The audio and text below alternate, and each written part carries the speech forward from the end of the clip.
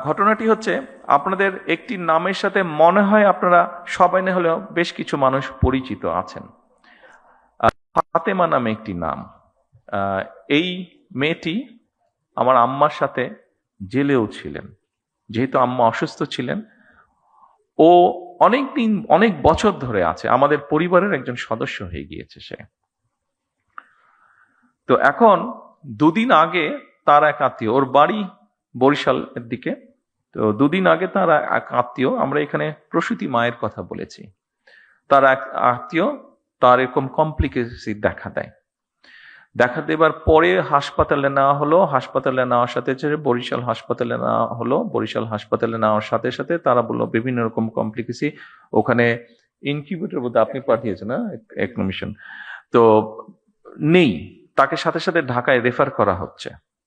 কিন্তু আমি যতটুকু শুনছি, আমি তো আর ডাক্তার না, বাট আমি যতটুকু বাসায় যাওয়ার পরে আমার স্ত্রীর কাছে শুনলাম যে সামান্য বেসিক জিনিসটা ওখানে দেওয়া সম্ভব হয়নি বা দিচ্ছে না, ঢাকায় সাথে সাথে পাঠিয়ে দিচ্ছে।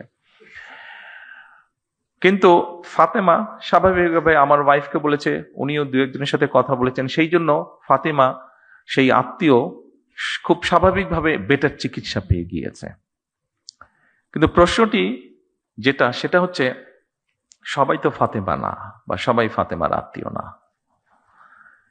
ফাতেমার আত্মীয় হয়তো, সে যেহেতু ফাতেমা ছিল সেই জন্য আমার স্ত্রী ঘটনাটি জানতে পেরেছে, স্বাভাবিকভাবে উনি টেক কেয়ার করেছেন। তার আত্মীয়টা বাচ্চাটা হয়েছে বাট অসুস্থ, তারপরেও মোটামুটি ভাবে ম্যানেজ করা গিয়েছে, ঢাকায় আর আনতে হয়নি খুব সম্ভবত, যতটুকু আমি জানি। আর সামহাও মিনিস্টার সাহেবও জানার পরে উনিও কিছুটা ইন্টারফেয়ার করেছেন, ফলে এখান থেকে সাথে সাথে একটা মেশিন বোধহয় ছিল না, মেশিনটা বোধহয় পাঠানো হয়েছে, ফলে ওর আত্মীয়র বদলতে অনেকগুলা শিশু এখন সেই সুবিধাটা পাবে, অনেকগুলা শিশু সেই কষ্ট থেকে বা সেই সমস্যা থেকে, সেই বিপদ থেকে বেঁচে যাবে।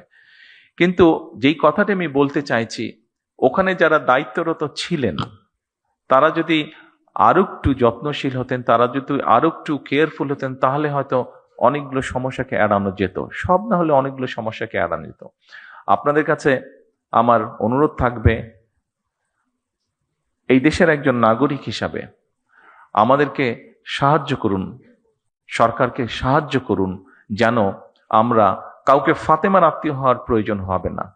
যে কোনো মানুষ যাতে মিনিমাম হলেও চিকিৎসা সুবিধাটি দিতে পারেন। আর আপনাদের যে সমস্যাগুলো আছে, আপনাদের কাজ করতে গিয়ে যে সমস্যাগুলো আছে, আপনারা এখানে উল্লেখ করেছেন, সেই সমস্যাগুলো একবারে আমাদের পক্ষে সমাধান করা সম্ভব না, এটি আপনারাও বুঝতে পারেন।